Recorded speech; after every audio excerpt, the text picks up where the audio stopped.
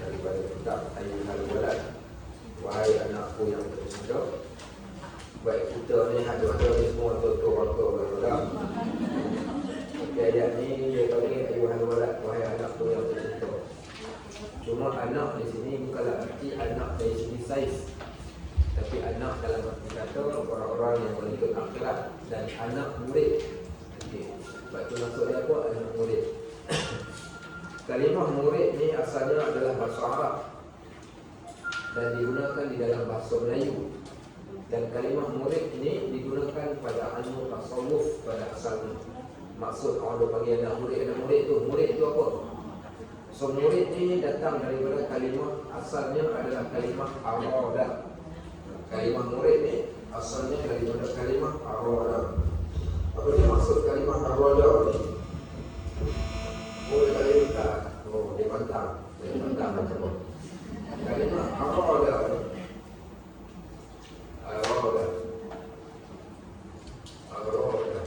Arada ni kehendak dan iradah. Arada daripada arada ni lah datang sekadar kalimah muridun. Apa dia muridun ni? Orang yang berkehendak akhirat. Okey, so murid ni digunakan dalam istilah tasawuf, maksudnya adalah orang-orang yang menginginkan akhirat. Baik, sebab itu dalam Al-Quran, bahkan dalam hadis Nabi SAW disebut kalimah murid ataupun yurid ataupun arada ini. Contoh, may yuridillahi an yahdiya qalbah, siapa yang Allah nak berikan hidayah kepada dia. Contoh, may yuridillahu bihi ilman, siapa yang Allah nak bagi ilmu kepada dia. May yuridillahu bihi khairan, siapa yang nak Allah berikan pada dia kebaikan. So bila disebut siapa yang nak, kita pun kata kami nak. Okey, kami nak apa ni? Kami nak akhirat. Maka disebabkan kami nak akhirat ni, maka mereka ni dipanggil orang-orang yang ada keinginan untuk cari akhirat. Kerana ada orang yang tak nak, ada orang yang nak. Maka samalah juga dengan orang yang belajar ilmu. Kita yang datang hari-hari ni untuk ilmu ni ada dua kumpulan. Ada orang yang datang tajam tak fiqh, kadang datang, kadang tak datang. Hari ni tengok tak ada apa nak buat, datang je lah. Okay, so dia datang sebab orang. Maka orang yang macam ni dapatlah sikit ilmu dia, dapatlah sedikit kebaikan. Tapi ada orang yang dia datang ni sebab dia sedar diri. Dan saya yakin ramai ni semua sedar diri berlaku. Tak sedar diri tak datang. So mereka yang sedar diri ni menginginkan akhirat ni, dinamakan mereka dengan kalimah murid. Okay. Ataupun disebut salik. Kan kita dah cerita kan, salik ni orang yang menempuh satu jalan untuk mencari kebahagiaan dan kebaikan di sisi Allah. Baik, kita dah masuk kepada nasihat yang ke-15. Nasihat yang ke-15 ini ada 8 wasiat. Dalam nasihat ke-15 ni ada 8 wasiat. Kita akan baca satu-satu.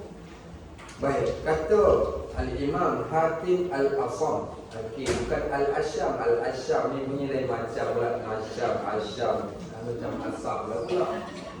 Baik, kita ambil ejaan dia dalam ejaan Arab. Ejaan Arab dia.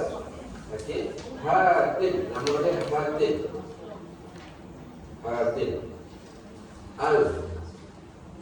Al-Asam. Okey, Hatim Al-Asam. Okey, bukan Al-Asyam. Al-Asyam tu lain.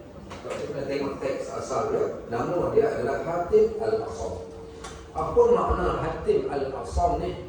Okey, kita dah ceritakan sikit pada minggu yang lalu berkaitan tentang Hatim Al-Asam. Nama dia Hatim Al-Asam, itu gelaran. Boleh ke gelar orang-orang ke tak boleh kita gelar orang? Dah lah gelar pula gelaran yang tak baik, Hatim yang pekak. Biar betul, boleh ke panggil kat orang pekak ni? Contoh, Pak Mat tempe tadi tukarkan wang tempe, pekak, Pak Mat pekak. Baik, boleh ke nak panggil Pak Mat pekak? Sebenarnya yang pekak bini dia, Pak Mat tempe tak pekak. Kan cerita tu Nabi, so orang pergi beritahu Pak Mat, sila, kan tak dengar tu. Okey. So, boleh ke panggil kat orang, gelarkan pada orang dengan gelaran yang buruk? Baik, ada orang perkataan buruk, tapi bila dinisbahkan pada seorang, perkataan itu jadi baik. Contoh, Nabi SAW digelar Nabiul Ummi. Nabiul Ummi, apa maknanya Nabiul Ummi? Nabi yang tidak tahu membaca.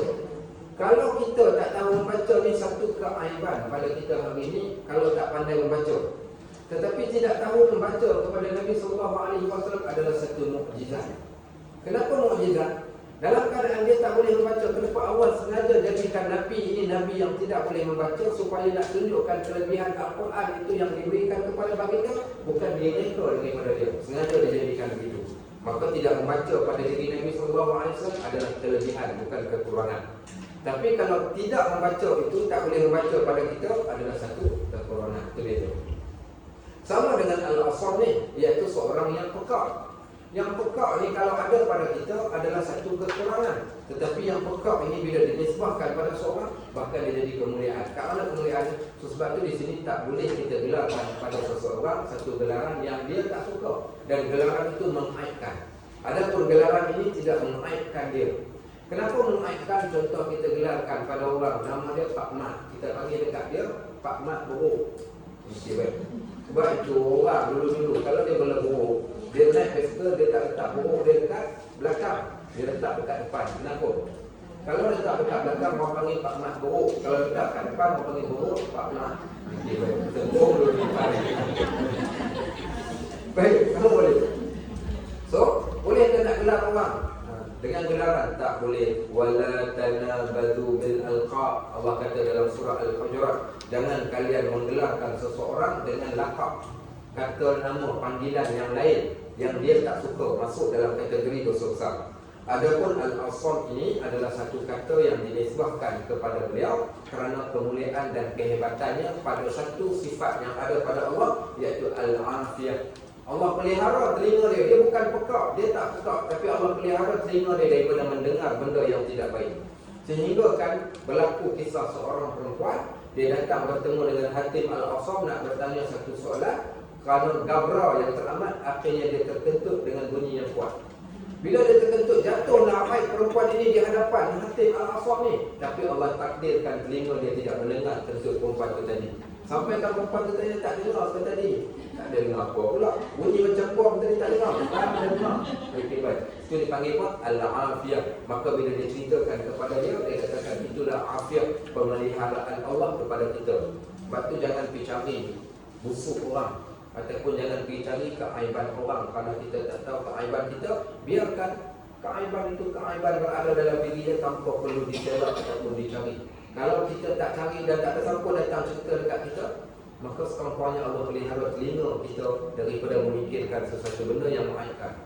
Ada orang tunjukkan, ada ustaz selebriti ni dia pernah dituduh sekian. Saya kata tak apa, saya tak nak ambil tahu. Kenapa tak nak ambil tahu? Ni isu semasa kita kena ambil tahu. Tak apa, saya tak mau ambil tahu pasal keaiban orang, kerana kita pun ada aib yang banyak. Di Madinah dahulu ada seorang lelaki. Seorang lelaki ni dia tidak mempunyai keaiban, tetapi semenjak dia suka mencari keaiban orang, akhirnya Allah jadikan dalam diri dia itu benda yang aib. Ada seorang lelaki ni dalam diri dia ni banyak keaiban, tetapi dia tak suka mencari keaiban orang, akhirnya Allah sembunyikan keaiban dia. Sebab tu kita tak mau cari aib orang ni, biarlah keaiban kita tu yang Allah Subhanahu wa taala tutup. So Hatim Al-Asam salah seorang tokoh dalam bidang ilmu tasawuf. Dia bagi nasihat kepada anak dia. Baik. So kat sini menunjukkan kepada kita yang kadang-kadang kita mungkin jadi guru, kadang-kadang kita jadi ibu bapa, biasakan untuk sentiasa memberi nasihat-nasihat yang baik. Bukankah agama itu ad-dinun nasihah? Agama itu satu nasihat. Bukankah juga satu surah? Sehingga sebahagian mufassir kata kalau di dunia ini diturunkan dalam satu surah ini memadai untuk jadikan seorang itu baik. Surah apa? Surah Wal-Asr. Kan dalam surah Wal-Asr disebut wattawasau bil haq wattawasau bis sabr. Dan berpesan-pesanlah kalian dengan kebenaran, berpesan-pesanlah kalian dengan kesabaran. Baik, kata beliau nasihat kepada kita. Dia kata, wahai anakku yang tercinta. So dia ceritakan, Imam Hatim Al-Asam rahimahullah ta'ala pernah ditanya oleh gurunya. Okay, so wahai anakku yang tercinta ni, siapa yang sebut ni? Perkataan tu siapa yang sebut? Imam mana? Imam Kiwam, Imam Ghazali. Apa nama Imam Ghazali? Lama tak tanya soalan kan? Okay. Jangan tengok buku. Okay. Apa nama Imam Al-Ghazali? Okey, sekali-sekala kena bagi juga soalan spot check. Nak tengok hak dah belajar sebelum ni dia ingat lagi ke tak. Cepat ingat balik apa nama Imam Al-Ghazali. Kalau tak, orang bedah di bahasa ayat-ayat gurauan, dia bukan ayat kasar. Orang bedah kata Qoman Spana tu maksudnya macam mana nak kata, kita tak nak guna perkataan orang belakang, tapi guna perkataan orang kenal pada orang belakang. Okey, apa dia? Siapa dia Imam Ghazali ni? Tak ingat? Siapa boleh jawab? Apa nama? Abu Hamid Al-Ghazali. Itu pun gelaran dia. Oh, adik kita angkat tangan dekat-dekat. Ya, adik. Adik kita nak jawab. Oh, dia saja angkat tangan. Yang kan dia nak jawab betul. Ingat saya Imam Syafi'i. Imam Syafi'i ketika berusia 9 tahun belajar dengan Imam Malik. Dia tulis tangan dia dengan air dia kat atas tapak tangan. Bila ditanya oleh Imam Malik, dia boleh jawab. Okey, baik. Siapa nama Imam Al-Ghazali? Muhammad bin Ahmad bin Muhammad bin Ahmad Al-Ghazali Al-Qusi Al-Nisaburi. Muhammad bin Ahmad bin Muhammad bin Ahmad. Dan dipanggil beliau juga dengan Abu Hamid Al-Ghazali. Abu Hamid Al-Ghazali. Kerana dia ada anak yang bernama Hamid, maka dia dipanggil dengan panggilan Abu Hamid. Baik, Muhammad bin Ahmad bin Muhammad. Nama sudah menggambarkan bagaimana dia seorang yang amat mengasihi dan mencintai Nabi sallallahu alaihi wasallam. Baik, ingat tu. Nanti tahun depan kita tanya lagi. Imam Hatim Al-Asam ni kata, Imam yang kata wahai anakku yang tercinta ni siapa kata? Imam Ghazali kata. Imam Ghazali yang kata. Dia kata Imam Hatim Al-Asam, dia cerita dekat anak murid dia kata wahai anak muridku, yang aku kasih engkau dah Imam Hatim Al-Asam. Imam Hatim Al-Asam ni, pengarang ni dia tulis ataupun penterjemah, dia saja masukkan dalam kurungan tu yang wafat pada tahun 230 Hijriah. Baik, soalan yang kedua, di antara Imam Hatim Al-Asam dengan Imam Al-Ghazali ni siapa lebih dahulu? Hatim Al-Asam dengan Imam Al-Ghazali ni siapa lebih awal? Imam Ghazali lebih awal. Pandai tapi salah. Imam Ghazali lahir, tulis kat dalam buku tu, Imam Ghazali lahir tahun 450 Hijriah. Imam Ghazali tak lahir tahun 450 Hijriah, meninggal tahun 505 Hijriah. Okey, umur dia berapa? 55 tahun. 55 tahun dah meninggal muda, tak sempat pencet. Okey, baik. So 450 505. 505. Sedangkan Hatim Al-Asam 237. So siapa dulu? Imam Hatim Al-Asam lebih dahulu, lebih awal daripada Imam Al-Ghazali. Baik, tahun 200 Hijriah ini adalah tahun dipanggil tahun Tabi' Tabi'in. Okey, tahun apa? Tabi' Tabi'in. Apa makna maksud Tabi' Tabi'in ini? Iaitu orang dia tak pernah jumpa dengan sahabat, tapi dia hanya jumpa para tabi'in saja. Sempat jumpa sahabat? Tak sempat jumpa. Sebab 100 tahun ni satu generasi juga. So dia orang ni tak sempat jumpa dengan para sahabat, tapi sempat jumpa dengan para tabi'in. Okey, sebab tu digelar tabi'in. Okey, baik. Tahun 300 Hijriah tabi'in.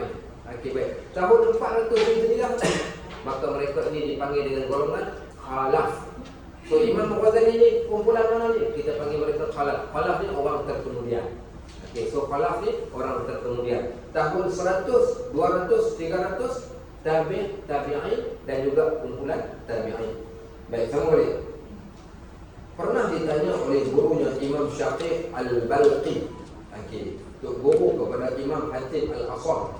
Sebab tu tengok tarikh wafat 194 Hijriah. 194 Hijriah masih lagi tabi'in, tapi dia lebih awal daripada anak murid dia. Baik, Syafi'i Al-Balqi ini ditanya, engkau telah belajar. Guru dia ni tanya Hatim Al-Asam. Dia kata, Hatim, engkau telah belajar daripadaku selama 30 tahun lamanya, subhanallah.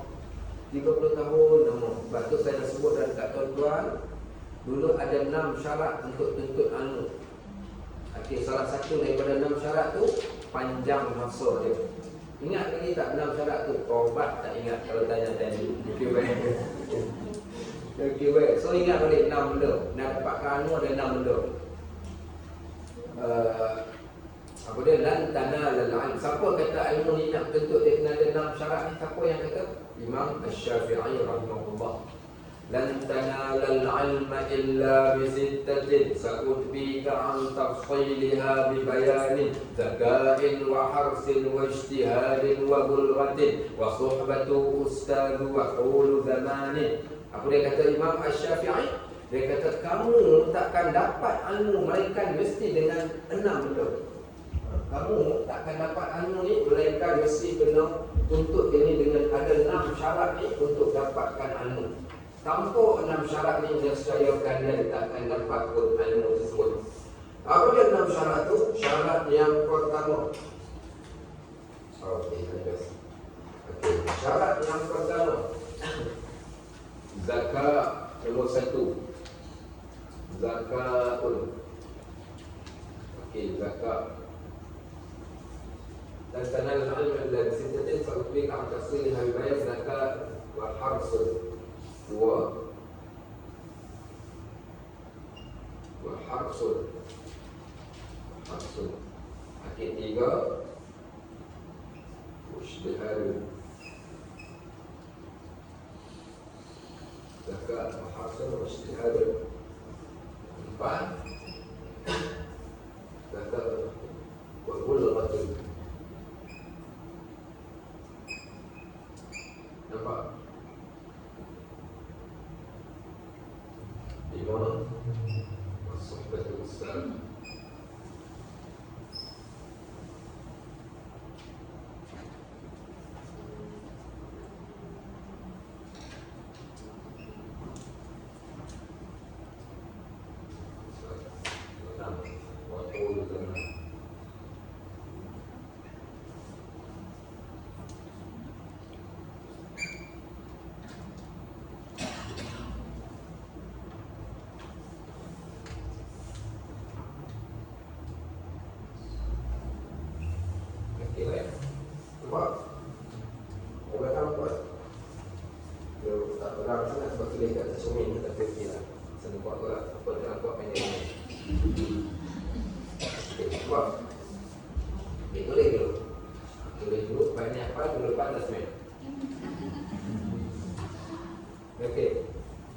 Zakatun wa harsun wa ijtihadun wa bulghatun wa suhbatu ustaz wa qulu zaman.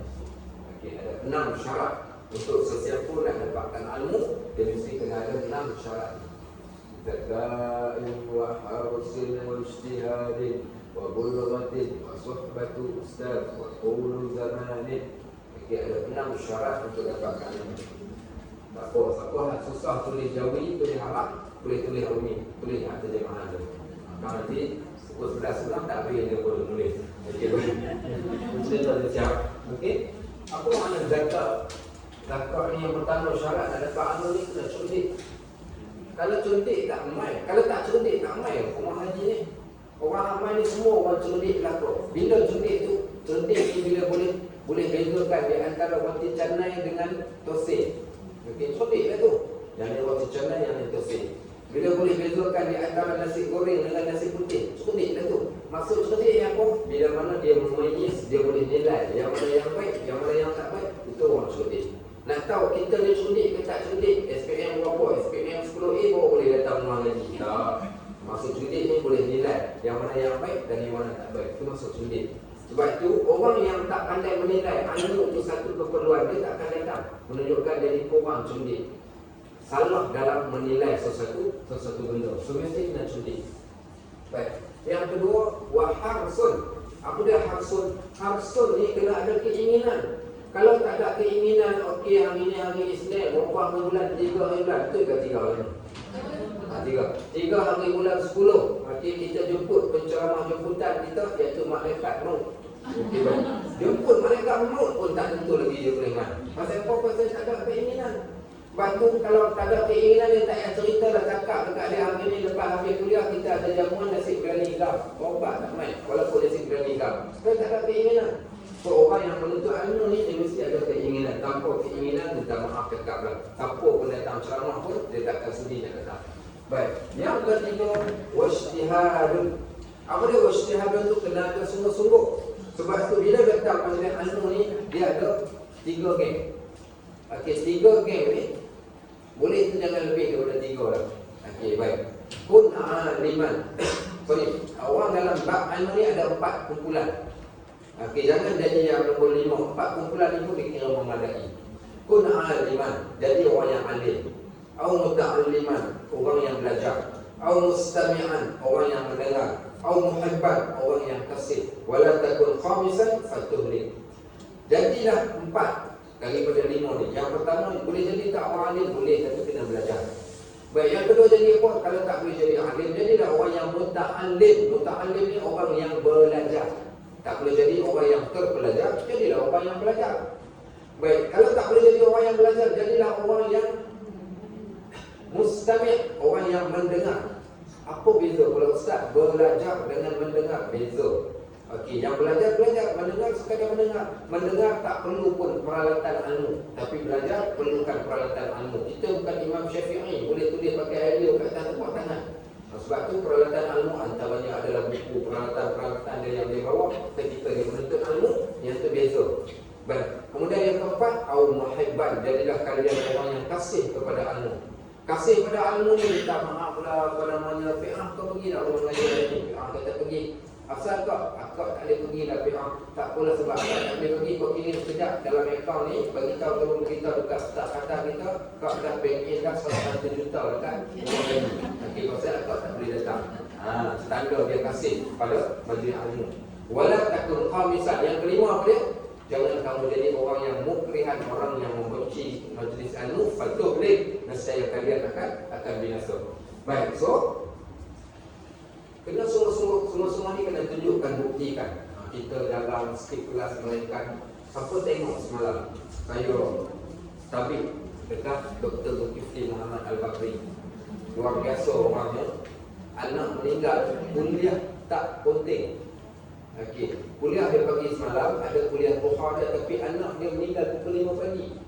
Kuliah dia keluarkan iklan, berjalan seperti biasa pukul 9 pagi. Kalau kita anak demam tak datang rumah ngaji. Dia anak mati, bukan sakit, anak dia meninggal dunia. Anak dia meninggal dunia, kuliah duha masih lagi berjalan. Apa dia kata? Dia kata saya buat kuliah kerana saya teringatkan Imam Al-Munziri. Imam Al-Munziri ketika anaknya wafat, apa dia buat? Dia hanya menghantarkan anak dia tidak sampai ke kubur, tapi hanya sampai di muka pintu sahaja. Kerana apa dia kata? Ilmu itu lebih afdal, lebih mulia lagi dan lebih bagus daripada masa yang aku nak hantar dia pergi ke kubur. Kerana yang dah mati adalah mati.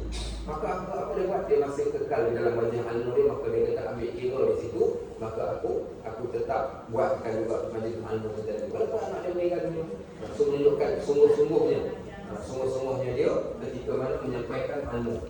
Baik, so kita pun kena ambil semangat tu sungguh-sungguh. Yang keempat, wal bulghatun. Apa dia makna bulghatun ni? Baik, kat mana tinggal rumah ni? Rumah ustaz nak telefon, nak cakap sikit boleh. Okey, ustaz free tak hari Khamis ni? Ada apa tu? Apa hari Khamis ni ingat nak jemput ustaz datang rumah buat apa? Untuk ustaz ajar kau kitab penawar hati ni, boleh tak? So dia jemput ustaz mai ke rumah dia. Sebab tu guru dulu mereka tak payah start kereta pergi mengajar kat tempat sana tempat sini. Dia hanya cukup cari satu pondok. Dia duduk dekat situ. Sebab tu orang panggil pondok. Dia duduk dekat situ, anak murid akan datang duduk kat depan dia. Sebab itu sampai ke mantu buku lagi, anak murid pasal duduk lama depan tu guru tak mahu rumah tu pasal duduk. Orang dulu anak murid datang jumpa guru di satu tempat. Sekarang anak murid tunggu di satu tempat, guru datang. Sebab tu walaupun rata ni kena pergi mencari. Carilah kat mana tempat yang boleh menambahkan ilmu bagi kita, pergi cari. Tuan-tuan tahu hari ni, saya tak tahu kalau ada yang lebih jauh. Kalau ada dekat sini yang lebih jauh, kita ada seorang daripada Muat. Betul tak Muat? Muat kan? Sebab daripada Muat, mana lagi ada jauh daripada Muat? Ada daripada Taiping ada? Ada daripada Taiping. Muat paling jauh, ada lagi lebih jauh daripada Muat? Tak ada dah. Maka dia lebih jauh lagi daripada kita. Walaupun nak nampak kamu terpaksa sampai. Saya duduk belajar di masjid setiap malam. Ada seorang ada geng, dia panggil, kami panggil dia ni geng bank. Kami semua kerja bank. Tapi saya memang kadang sampai menitikkan mata kita bila tengok satu orang ni dia bank. Dia pegang kunci tabung peti besi bank Islam, dia lah yang pegang kunci. Pagi pukul 8 pagi, dia balik pukul rumah dia pukul 11 malam. Pasal pukul 11 malam habis saja dia cepat-cepat settlekan bank, kerja bank, maghrib tak balik ke rumah, terus pergi ke masjid pakai dengan baju kemeja dia lah, dengan seluar dia, naik motor datang belajar. Habis sampai ke waktu Asyak, lepas waktu Asyak pergi pula belajar Quran pula di satu tempat yang lain. Dia kerja bank. Tapi saya tengok semangat dia luar biasa, subhanallah. Satu orang yang kedua daripada seorang pensyarah daripada politeknik yang ikut kuliah saya. Kadang saya ada kuliah maghrib, ada kuliah Asyak. Ada kuliah maghrib, pergi katil, kuliah Asyak tu biduyung. Kita pun naik kereta lalu pun gelap, lalu pun air molek sana, tiba-tiba nampak ada orang naik motor. Kita ikut belakang. Last sekali sampai kat depan kita belajar, ada lagi motor dia. Saya pun tanya ada satu soalan. Boleh tak saya tanya satu soalan? Okay, kenapa dia sanggup ambil risiko tak balik rumah lagi, pergi ke dua tempat daripada kuliah maghrib datang ke kuliah Asyak, duduk depan sekali. Dia kata, Ustaz, saya tak ada pilihan, Ustaz. Ini saja pilihan saya. Agak saya bukan orang yang kuat beramal, sekurang-kurangnya Allah tuliskan saya sebagai salah seorang penuntut ilmu pun dah badai. So kita ambil manfaatnya orang ni. Al-ilmu la ya'ti illa yata'atta bih. Ilmu tak datang, melainkan kita kena mendatangi ilmu. Sebab tu jangan tunggu ilmu di rumah.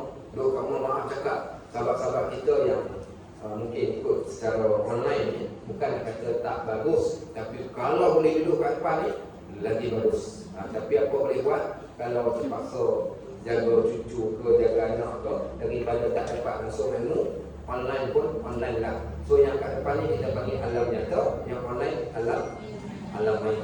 Okey, panggil alam nyata. Okey, baik. So apa tu?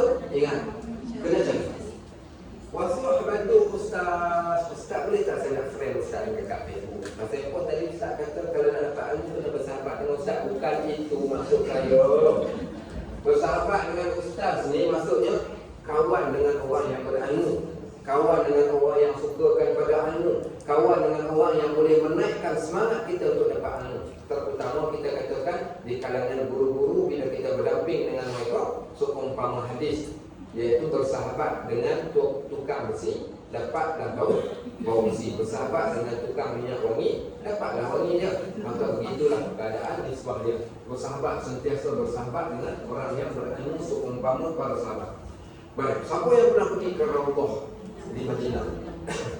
Bila pergi ke Raudhah ni, masuk melalui pintu dalam tu, terus menghadap ke arah Raudhah. Raudhah sekarang berada di hadapan kita, tapi tak boleh masuk, dia ada tutup gitu kan. Pandang dekat dinding Raudhah tu pada bahagian atas. Nama siapa di sebelah kanan sekali? Siapa yang telah pergi Mekah, tiap-tiap tahu, pergi Madinah, tiap-tiap mesti kena tahu. Nama siapa yang ada di sebelah kanan sekali di atas dinding, atas bahagian atas. Kat situ ada nama Abu Hurairah radhiyallahu anhu. Nama Abu Hurairah berada di sebelah kanan. Selepas Abu Hurairah, 4 khalifah. Kemudian Hasan Husain. Selepas ni, nak gambarkan kenapa nama Abu Hurairah tercatat? Kerana dia adalah pendamping dengan Tok Guru, pendamping Nabi SAW untuk dapat sepanjang masa. Sehingga dia adalah perekod hadis yang terbanyak. Perekod hadis yang maknanya tak pernah miss, sentiasa ada muka dia untuk bertanya soalan, dapatkan ilmu. Yang kata Abu Hurairah ni menunjukkan bagaimana dia bersahabat, bukan sekadar sahabat dari segi fizikal, tapi bersahabat dalam bentuk nak mendapatkan kebaikan ilmu itu tadi. Dan yang keenam, waqul zamanin. Yang inilah yang kita nak cerita. Yang terakhir, iaitu syarat yang keenam dapatkan ilmu, waqul zamanin, iaitu panjang masa tu. Panjang masa. Sebab tu ada pepatah menyebut, belajarlah minal mahdi ilal lahdi, daripada buayan sampai ke liang lahat. Okey, dalam wayang boleh ke belajar? Apa bukti dalam wayang boleh belajar? Itu Ustaz ada lagu yang jadi viral sekali atas apa? Lagu kacang apa? Kacang betok. Tahu lagu kacang betok? Apa yang kata Allah lah kacang betok. Allah lah kacang betok. Lagi pun Allah kecangkit tu bilang satu tidur adik tidur takutlah burung hantu punai duduklah di dapur keluar mengai adik tu kau jumpa tu kan dia digaya lagu tu orang Kedah buat ketika sambil buai anak orang Sabah sana bila sambil buai anak ni macam-macam lah.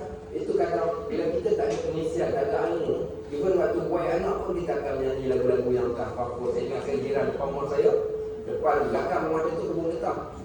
So mak dia waktu buaikan adik dia tu, mak dia akan nyanyi sampai saya boleh hafal. Tak kena lebih naik kat rumah dia.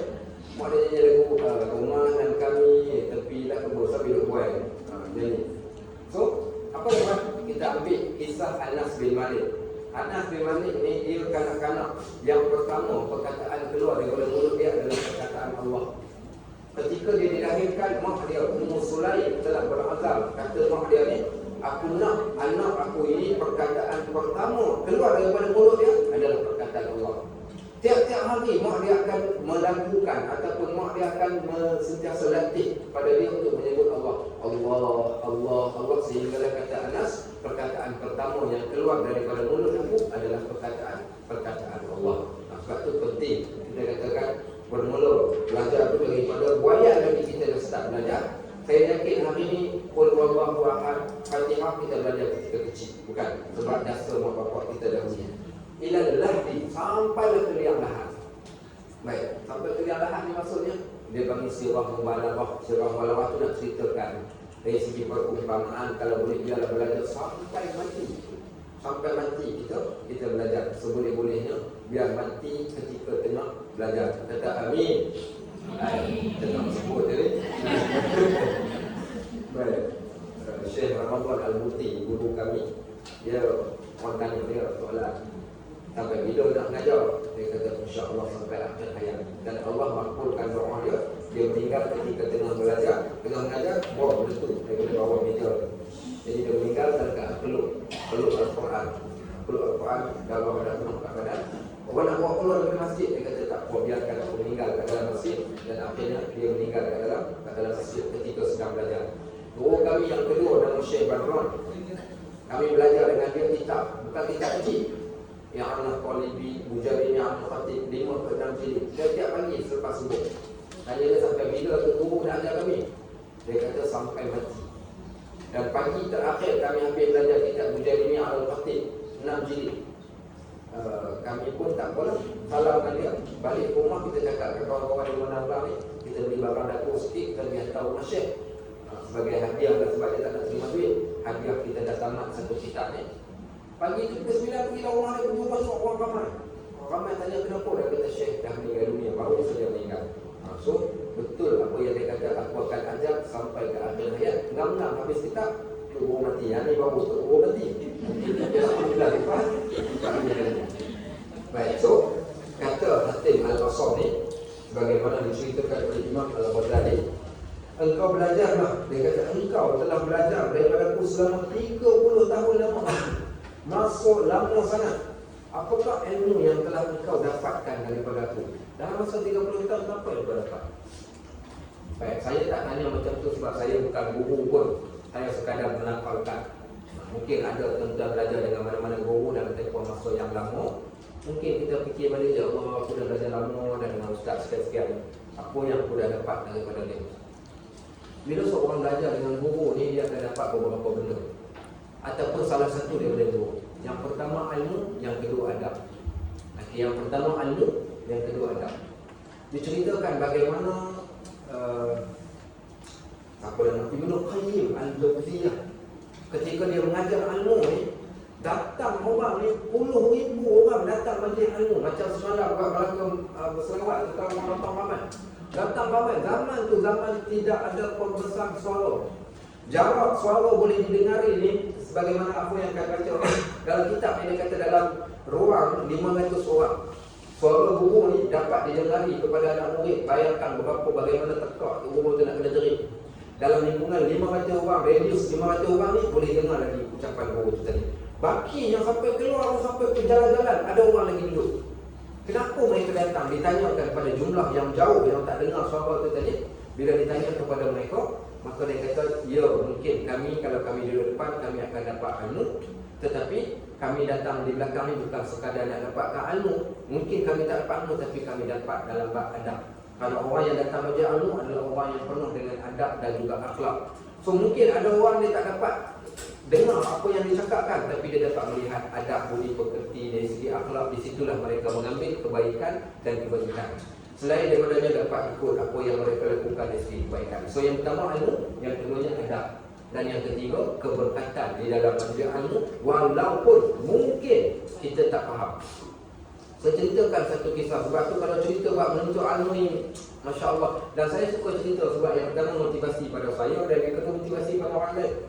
Pernah baca kisah seorang anak murid kepada Imam Syafi'i. Sebab tu kalau orang tanya macam mana nak ambil motivasi supaya kuat belajar, baca kisah di kalangan orang-orang yang terdahulu daripada kita. Anak murid Imam Syafi'i, salah seorangnya bernama Ar-Rabi'. Ar-Rabi' dia sampai Imam Syafi'i ni pernah kata dekat dia, dia kata, wahai anak murid aku, kalau ilmu ni boleh suap masuk dalam mulut, engkau orang pertama aku nak suap.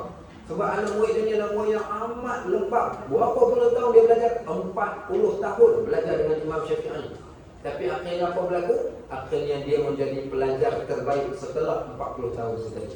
Sehingga kan Imam Syafi'i bila nak mengajar diberikan satu tempat duduk yang khusus kepada anak murid dia, sampaikan dia berkata, inilah belajar menuntut ilmu yang betul.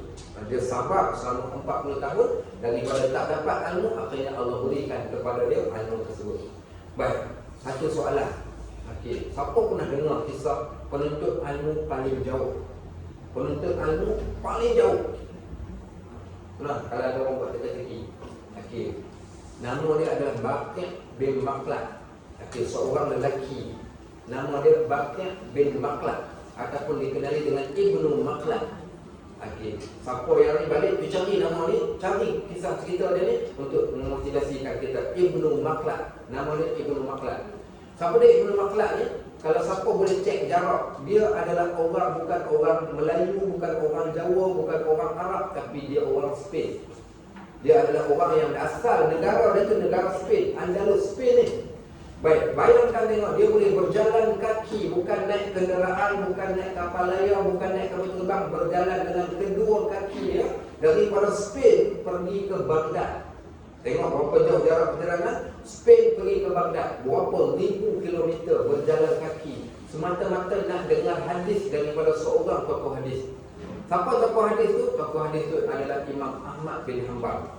Berjalan daripada Spain ni nak pergi ke tempat Imam Ahmad bin Hanbal di Baghdad. Pada waktu tersebut Imam Ahmad bin Hanbal berada di Baghdad. Dia sanggup berjalan kaki berbulan-bulan masanya sampai dah di Baghdad. Lega dia kata dah sampai Baghdad. Orang tu tengok dia dah macam tak terurus, dah tanya nak jumpa siapa. Saya datang ni nak pergi belajar dengan Tok Guru di sini, iaitu Imam Ahmad bin Hanbal. Kebetulan ketika dia sampai, rupa-rupanya kita duk ingat zaman gam penceramah ni zaman kita saja. Rupanya gam penceramah ni zaman dulu lagi dah ada. Imam Ahmad bin Hanbal dikenakan tahanan dalam rumah dan tak dibenarkan menyampaikan ilmu pada orang ramai. Diceritakan pada dia minta maaf, Imam Ahmad bin Hanbal dah tak boleh lagi mengajar secara umum. Dia dipenjara, ditahan di dalam rumah dia, tak boleh keluar daripada rumah. Sedihnya dia datang daripada tempat ribu kilometer nak tuntut ilmu, sampai tu rumah tak boleh mengajar. Akhirnya apa dia buat? Lepas tu dipanggil dia ni juga dengan panggilan pengemis ilmu. Dia sampai, pergi juga dia rumah Imam Ahmad bin Hanbal. Dia dah pilih satu tempat untuk dia tinggal. Pergi di dalam rumah Imam Ahmad bin Hanbal. Ketika sampai rumah Imam Ahmad bin Hanbal, dia berkata, Assalamualaikum warahmatullahi. Baik, waalaikumsalam warahmatullahi. Imam Ahmad jawab. Imam Ahmad buka pintu. Dia pun cakap, tuan, dia kata saya datang daripada datang nak menuntut ilmu. Kata Imam Ahmad bin Hanbal, minta maaf, aku tak boleh langsung menyampaikan ilmu pada aku telah ditahan dalam tahanan rumah, tak diizinkan untuk memberikan sebarang ilmu kepada orang ramai. Dia kata, tuan, minta maaf nak beritahu ni, saya datang bukan datang daripada jarak yang dekat, tapi saya datang daripada Spain, 7,000 kilometer, berjalan kaki semata-mata kerana nak ambil hadis daripada tuan. Imam Ahmad bin Hanbal pun tersentuh hati, rasa kesihan. Akhirnya Imam Ahmad kata macam ni lah, akhirnya begini, dia kata besok kau datang seumpama pengemis. Okey, kau datang seumpama pengemis, datanglah dan mengemislah hadis daripada aku. Dia datang, Assalamualaikum tuan, saya datang nak mengemis. Okey, baik, dia buka pintu, dibacakan satu hadis kepada dia. Sehari satu hadis. Dia dapat hadis tu, dia pun cantik, dia balik ke rumah. Tiap-tiap hari begitulah. Sampailah Imam Ahmad bin Hanbal ini akhirnya dibenarkan semula. Akhirnya dia mula mengajar di masjid. Ramai orang. Pergi mana-mana pun orang akan berdiri menghormati Imam Ahmad bin Hanbal. Tapi satu hari ketika Imam Ahmad bin Hanbal ni kata kepada anak murid dia yang ramai ni, dia kata, tolong bawakan aku pergi ke satu tempat, di sana ada seorang insan yang mulia. Pergilah mereka ni ramai-ramai, semua orang bukan ikut Imam Ahmad bin Hanbal. Rupanya pergi kat satu tempat yang amat huzur. Di situlah Imam Ahmad bin Hanbal bertemu dengan anak murid dia ni, dan dia katalah, inilah orang yang betul-betul menuntut ilmu. Diceritakan dia datang dengan jarak 7,000 km daripada Spain pergi ke Baghdad, 30 km. Maka dia berjalan waktu tersebut. Sebab tu kalau kita nak ambil semangat, apalah sangat kita bukan duduk kat mana ni? Duduk Muar. Wow, Muar. Ni duduk kat mana? Taman Bunga Raya. Taman Bunga Raya penting 3 kali. Jadi baik, duduk Muar penting sekali. Muar tu lebih dahsyat lagi daripada Taman Bunga Raya. Okey, sama balik. Kalau dah 30 tahun kau belajar dengan aku, kata Syaqiq Al-Balqi kepada anak murid Imam Hatim Al-Asam ni, apa yang kau telah dapat daripada aku? Hatim Al-Asam, seorang yang sunyi, dia jawab, aku telah dapat menghasilkan 8 faedah daripada segala yang aku pelajari.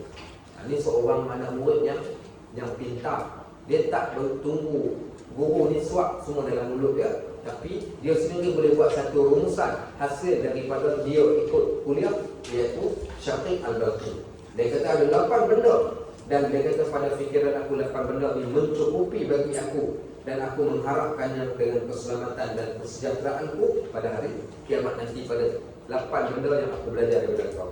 Baik, Syaqiq pun bertanya, apa dia 8 faedah tu?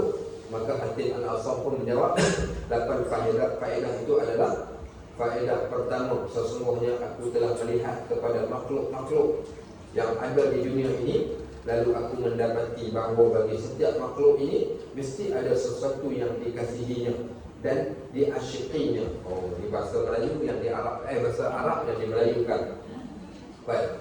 So dia kata, aku ni bila aku tengok, perhatikan kat dalam dunia alam maya keseluruhan ni, aku dapati makhluk yang kata nama makhluk ni mesti ada benda yang dia kasih dan dia asyik. Asyik ni kalau boleh tak nak berengganglah dengan benda tu. Baik, contohnya hari ni. Contoh hari ni, siapa dalam kelas ni yang tak ada handphone? Jangan angkat tangan. Yang tak ada handphone. Ada tak? Angkat tangan. Yang tak ada handphone dan tak bawa handphone pun pagi ni. Ada? Ada. Seorang.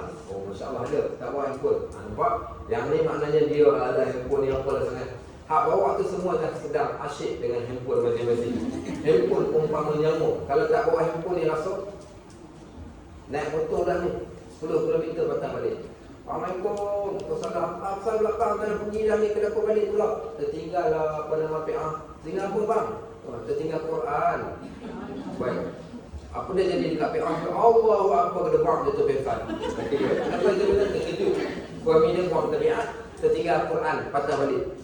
Tapi kalau berlaku macam tu luar biasa. Tak berlaku macam tu. Apa yang berlaku? Tertinggal handphone, sanggup patah balik. So menunjukkan kita asyik tak dengan handphone, asyik.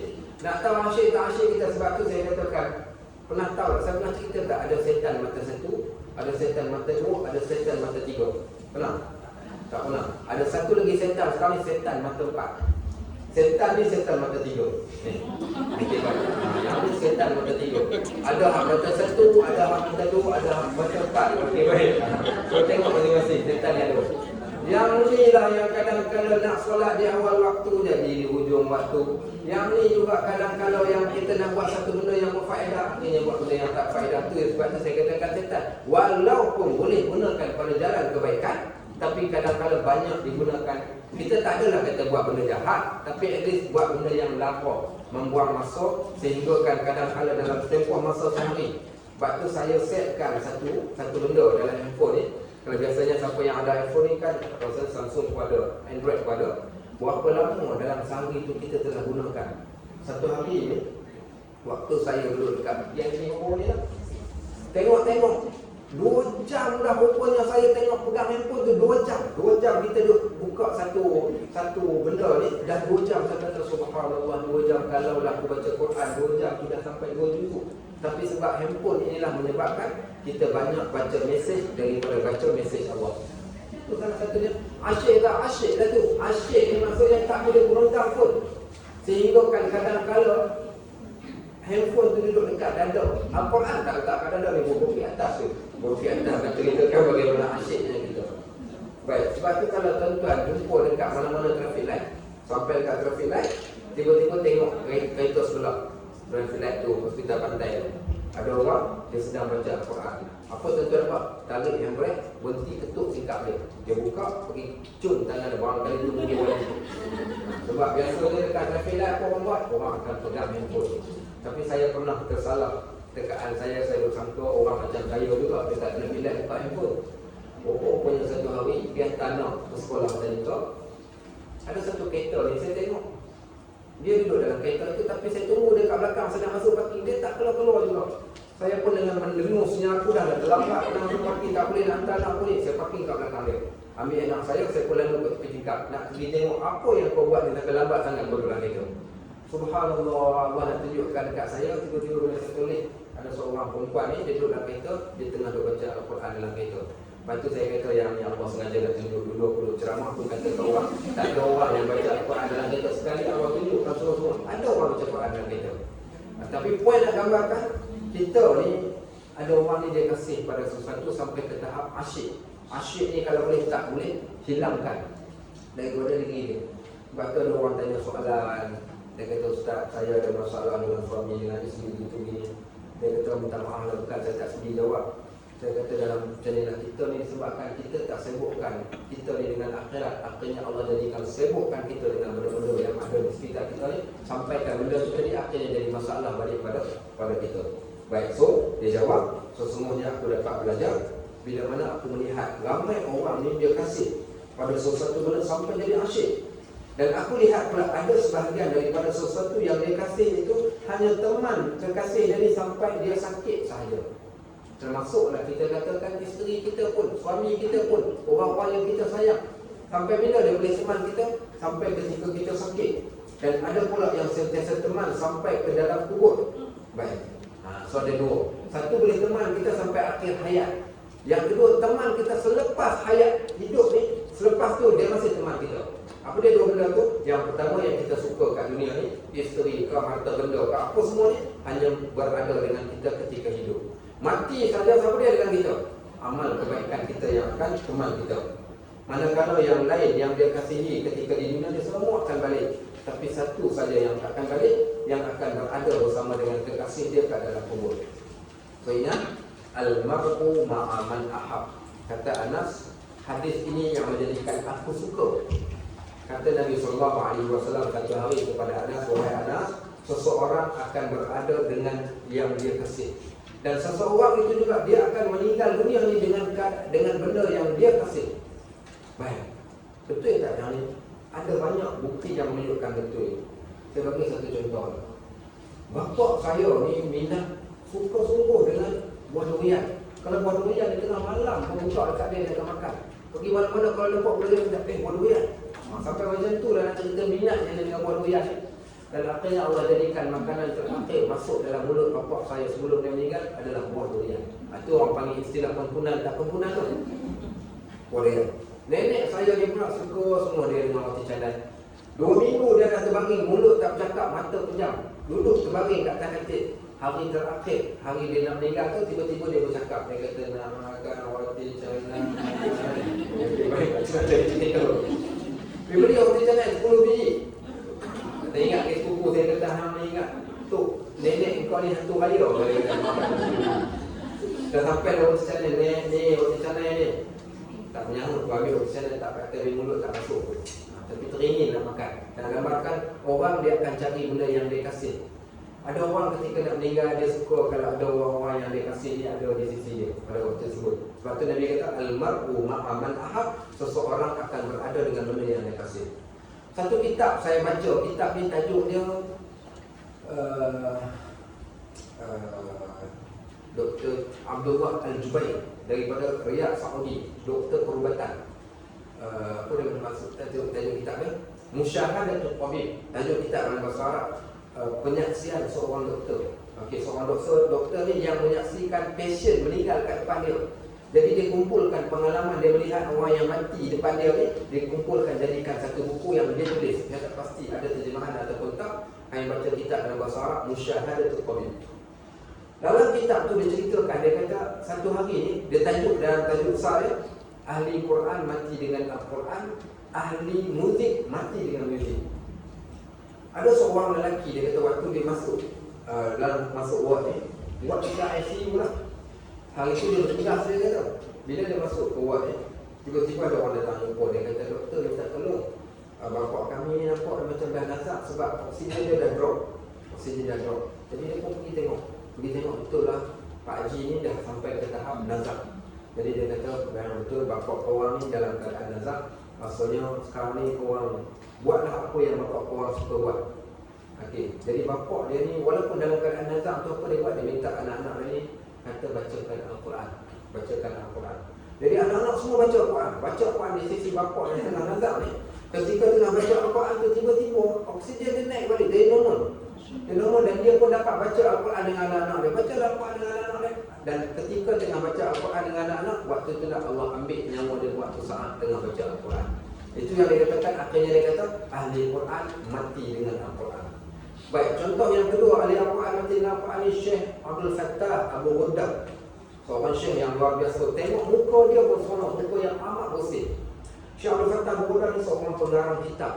Ketika dia sakit teruk, duduk di hospital, dia masih minta diletakkan meja di hadapannya dan letakkan buku di hadapannya. Kalau waktu dia celik mata, dia boleh nak baca buku tu tadi. Akhirnya ketika saat terakhir dia dalam keadaan nazak, dia ajak anak-anak dia tu baca Yasin bersama dengan dia. Dan ketika mereka sedang baca Yasin, sampai pada ayat yang terakhir, Fasubhanalladzi biyadihi malakutu kulli syai'in wa ilaihi turja'un, maka dia meninggal dalam keadaan surah ayat terakhir surah Yasin, tangan dalam keadaan sedang bertasyahud. Tangan dia disampaikan, dimandikan, dikapankan, dikebumikan, tangan dia masih dalam keadaan tasyahud. Ini cerita orang-orang yang luar biasa, kerana mereka kasih pada sesuatu benda dan Allah matikan mereka dengan benda yang mereka kasih, dan benda itu adalah benda yang baik. Ahli muzik mati dengan muzik. Kaki karaoke, pantang dengar muzik bunyi ujung sana, kaki kat sini dah goyang lah. Apa pula seorang Pak Haji ni pula, waktu tengah nazak dekat hospital, dia minta anak-anak dia kata, minta, boleh tak ayah nak minta tolong, boleh tak pasang lagu Hail Amir dengan Uji Rashid. Mungkin baik contohnya. Mungkin apa-apa lagu yang dia suka, minta suruh anak, kan hari ni orang suka 7 lagu yang dia minat lagu tu. Okey, jadi bapak dia minta anak tolong pasang lagu. Jadi bila dah bapak minta macam tu, pasang apa lagu?